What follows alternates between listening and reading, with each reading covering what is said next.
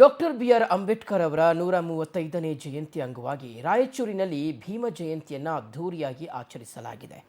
ಇದೇ ವೇಳೆ ಸನ್ನಿ ರೊನಾಲ್ಡೋ ಅವರ ಅಧ್ಯಕ್ಷತೆಯಲ್ಲಿ ಶಿಕ್ಷಣ ಸಂಘಟನೆ ಹೋರಾಟವನ್ನು ಗಮನದಲ್ಲಿಟ್ಟುಕೊಂಡು ದಲಿತ ಶಕ್ತಿ ಪಡೆ ಸಂಘಟನೆಯನ್ನು ಅದ್ಧೂರಿಯಾಗಿ ಲೋಕಾರ್ಪಣೆ ಮಾಡಲಾಯಿತು. ರಾಯಚೂರು ನಗರದ ಅಂಬೇಡ್ಕರ್ ವೃತ್ತದಲ್ಲಿ ದಲಿತ ಶಕ್ತಿ ಪಡೆ ನೇತೃತ್ವದಲ್ಲಿ ಆಯೋಜಿಸಿದ್ದಂಥ ಕಾರ್ಯಕ್ರಮದಲ್ಲಿ ಸಾವಿರಾರು ಜನ ಭಾಗಿಯಾಗಿದ್ದರು. ವೇದಿಕೆ ಕಾರ್ಯಕ್ರಮಕ್ಕೂ ಮುನ್ನ ನಗರದ ಆರ್ಟಿಒ ವೃತ್ತದಿಂದ ಅಂಬೇಡ್ಕರ್ ವೃತ್ತದವರೆಗೆ ಬೃಹತ್ ಬೈಕ್ ರ್ಯಾಲಿ ಹಾಗೆ ಮೆರವಣಿಗೆ ನಡೆಸಲಾಯಿತು. ಮೆರವಣಿಗೆಯುದ್ದಕ್ಕೂ ಸಹ ಪಟಾಕಿ ಸಿಡಿಸಿ ಸಂಭ್ರಮಿಸಿದರು. ಸಿದ್ದರಾಮೇಶ್ವರ, ಮಡಿವಾಳ ಮಾಚಿದೇವ, ಬಾಬು ಜಗಜ್ಜೀವನ್ ರಾಮ್ ವೃತ್ತಗಳಲ್ಲಿ ಮಹನೀಯರ ಪುತ್ಥಳಿಗಳಿಗೆ ಸನ್ನಿ ರೊನಾಲ್ಡೋ ಅವರು, ರವಿ ಜಲ್ದಾರ್ ಸೇರಿದಂತೆ ಹಲವು ದಲಿತ ಮುಖಂಡರು ಮಾಲಾರ್ಪಣೆಯನ್ನು ಮಾಡಿದರು.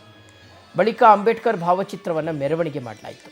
ವೇದಿಕೆ ಕಾರ್ಯಕ್ರಮದಲ್ಲಿ ವಿವಿಧ ಧರ್ಮದ ಗುರುಗಳು, ನಗರ ಶಾಸಕ ಡಾಕ್ಟರ್ ಶಿವರಾಜ್ ಪಾಟೀಲ್, ಮಾಜಿ ಸಚಿವ ಶಿವನಗೌಡ ನಾಯಕ್ ಹಾಗೆ ಮಾಜಿ ಶಾಸಕರಾದಂಥ ತಿಪ್ಪರಾಜು ಹವಾಲ್ದಾರ್ ಸೇರಿದಂತೆ ಕಾಂಗ್ರೆಸ್, ಬಿಜೆಪಿ, ಜೆಡಿಎಸ್ ಮೂರು ಪಕ್ಷದ ರಾಜಕೀಯ ಮುಖಂಡರು, ಗಣ್ಯರು ಭಾಗವಹಿಸಿದ್ದರು.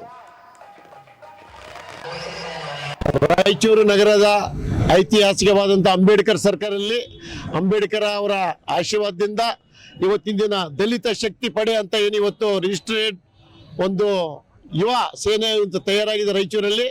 ಅದು ಸನ್ನಿ ರೊನಾಲ್ಡ್ ಅವರ ಒಂದು ನೇತೃತ್ವದಲ್ಲಿ ಇವತ್ತಿನ ದಿನ ಐತಿಹಾಸಿಕವಾದಂಥ 130ನೇಯ ಡಾಕ್ಟರ್ ಬಾಬಾ ಸಾಹೇಬ್ ಅಂಬೇಡ್ಕರ್ ಅವರ ಜಯಂತ್ಯೋತ್ಸವ ಇವತ್ತಿನ ಅಂಗವಾಗಿ ನಾವಿವತ್ತು ಮಾಡ್ತಾ ಇದ್ದೀವಿ.